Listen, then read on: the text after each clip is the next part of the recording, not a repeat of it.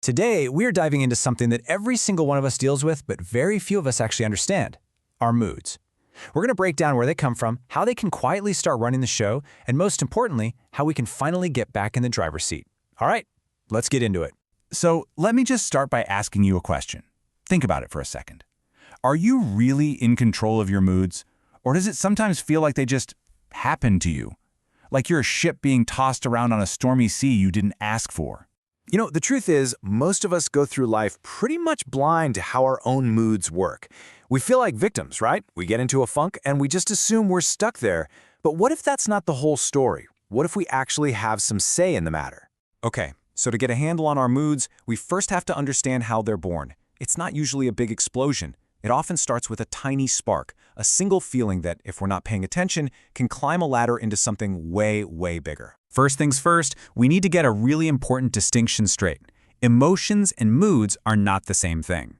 An emotion, that's like a lightning strike. It's intense, it's specific, and it's over pretty fast. Think about that flash of anger when someone cuts you off in traffic.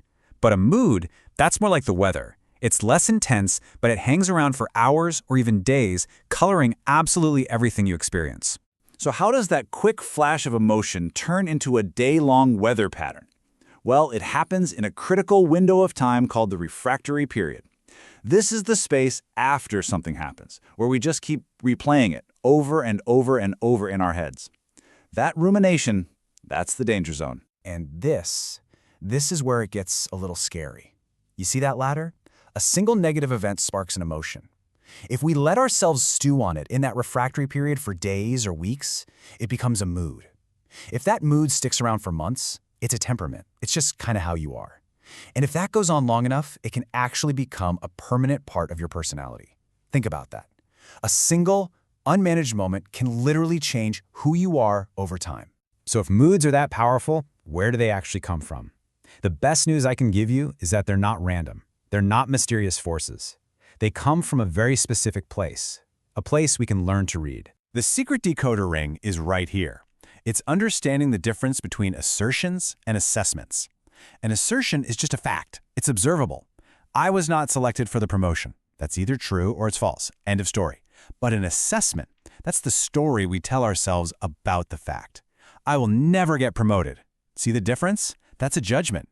And our moods don't live in the facts. They live in our stories. And this really gets to the heart of it. Our moods aren't created by what's actually happening out there in the world. They're created by our interpretations of it, those often unconscious stories we tell ourselves about what happened, what's happening now, and especially what we think is possible in the future. Now this little grid, this is an incredibly powerful tool. Look, you've got two columns. On the left are the facts, the things you just can't change. On the right are the possibilities, the things you can create. And you've got two rows. You can either accept your situation or oppose it. And this gives us four basic moods. If you accept the facts you can't change, you find peace. But if you fight them, if you oppose them, you're stuck in resentment. Now, if you accept that new possibilities can be created, you feel ambition. But if you oppose that idea and tell yourself nothing can be done, you're in a state of resignation. And of course, these four core moods branch out into all the different flavors of feelings we experience. Those negative moods, despair, distrust, resignation, they shut us down, they close doors. But the positive moods, ambition, trust, wonder, they open us up to action and new ideas. See if you can spot which one you're in right now. Okay, so understanding where moods come from is one thing. But the real question is, how do we actually change them when we're stuck in a bad one? Well, here's where it gets really practical. There's a four-step process to shift yourself out of an unproductive mood. Here it is. It's a four-step dance. Step one, identify. You've got to name that hidden story, that assessment that you're telling yourself. Step two, ground it. You have to ask, is this story actually based on hard facts, or is it just a story? Step three, speculate. You get to imagine a new story.